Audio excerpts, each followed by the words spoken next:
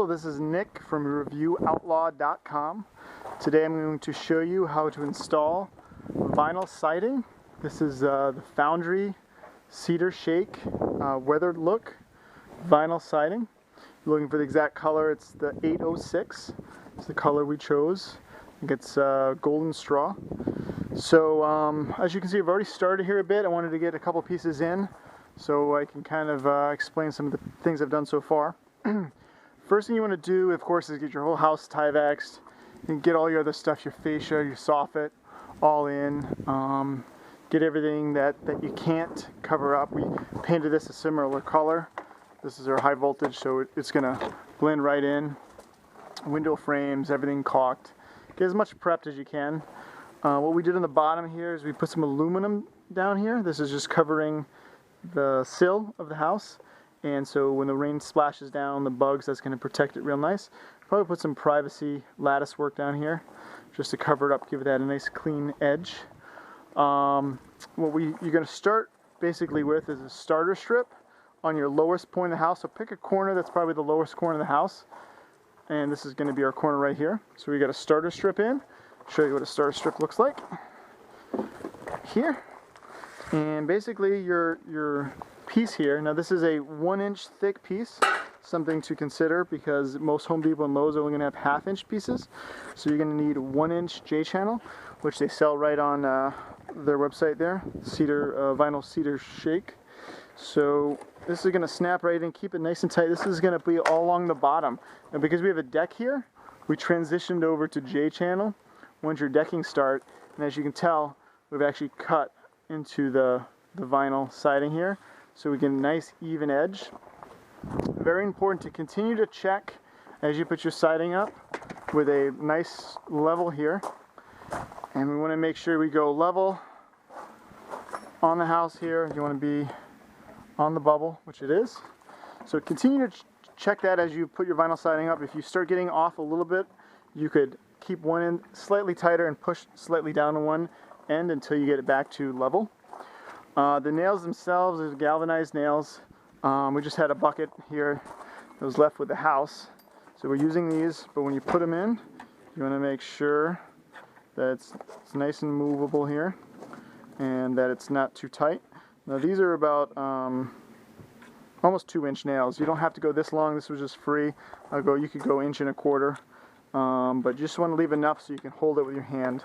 I'm going to show you here how to put this piece in. Now we're staggering the joints, so we cut this in half already. Then we'll do a full piece. The next one's going to be a full piece, half piece, full piece.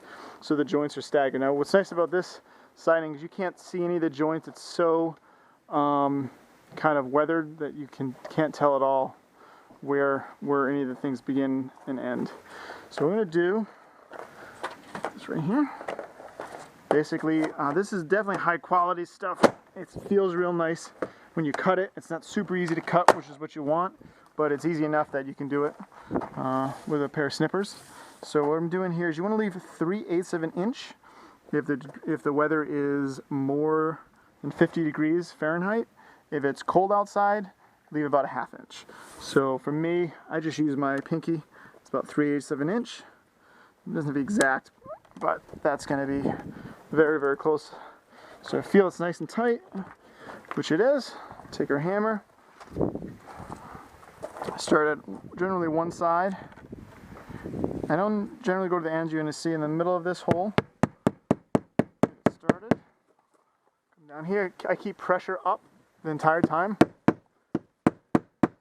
Not super tight, but just enough.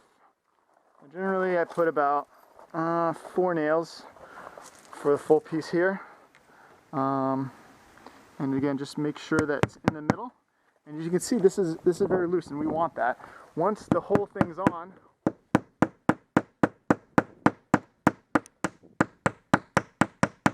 a good test would be you could actually slide it back and forth, and that's what we want. We want for the heat in the hot summer, when the sun is on there, it's going to expand. If you make it too tight, what will happen is it will start buckling, which we do not want.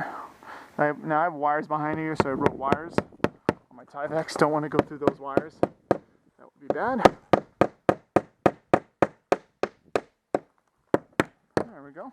So now just to test, I could just see how that moves, which is what we want. Get it back to the middle spot. A little bit more that way. Here we go. So we got a piece on here now. Now let's just take the level. Check this here. Yeah, and it's pretty good. I mean, it could go slightly up. So next time what I'm going to do is I'm actually going to push slightly down on this and lift up slightly on that just to get it back to perfect level. But over time, you know, especially with crooked houses like this, you can definitely have this kind of shift. So, and we have different bump outs and things like that that we're trying to cover up. But looking at this is looking pretty good. Now, when you have faucets and things like this, we just pick these pieces up at Home Depot. These snap right in, and we leave a space. And what happens is this piece right here covers right up, and it slides right in here. So I'm gonna flip this around. There it is. So that's going to cover that up real nice. I'll show you what we do when we get to windows. When we come up to the soffit, I'll show you what to do there. Also going to show you a corner, how to attach that, and I'm going to show you how to put in a vent. So hopefully that will help you out.